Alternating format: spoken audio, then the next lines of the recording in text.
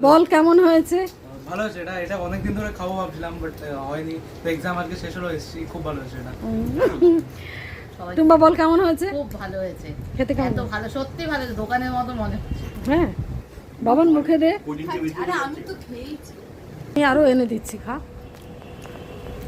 কেমন হয়েছে বলো? ভালো।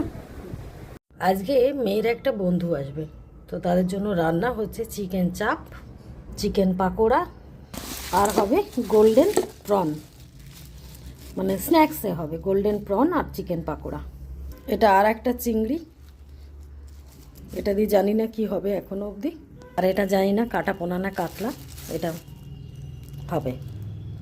তো আমার রেসিপি আজকে এই, প্রত্যেকটা রেসিপি আমার দেওয়া আছে, তো সেই কারণে আর আলাদা করে কোনো ভিডিও করব না, একবারে দেখিয়ে দেবো। আর হয়েছে চিকেন চাপ।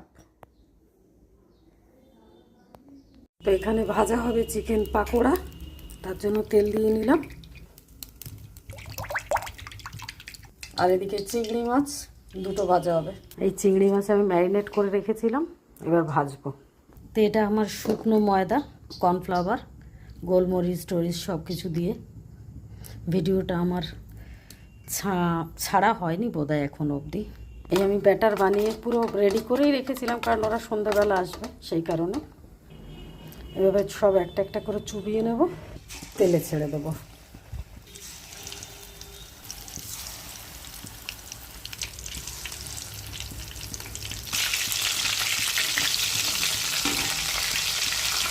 এটা আমি ডাবল ভাজতে হবে, তাই আধ ভাজা করে তুলে রাখলাম।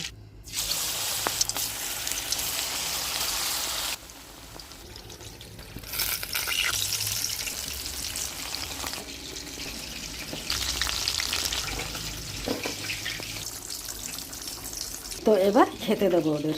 আমি খুব সুন্দর করে সাজিয়েছি আমার অনুযায়ী, আমি অত ভালো সাজাতে পারি না। তো হয়ে গেছে। এটা হচ্ছে গোল্ডেন প্রন আর চিকেন পাকোড়া। তো বন্ধুরা এসে গেছে, ওদেরকে খেতে দেবো। আজকে মেয়ের জন্মদিন আরেকবার করে সেলিব্রেট হচ্ছে, কারণ ওরা এসছে।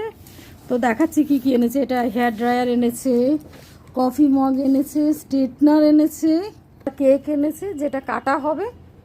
তো এইগুলো সব মিলিয়ে এখন আবার সেলিব্রেট হচ্ছে জন্মদিন। না কেক কাট এবার।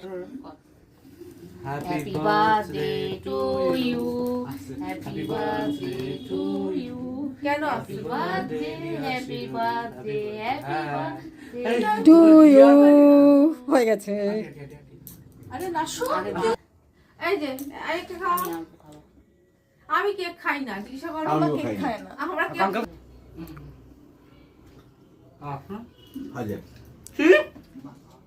পাগল নাকি?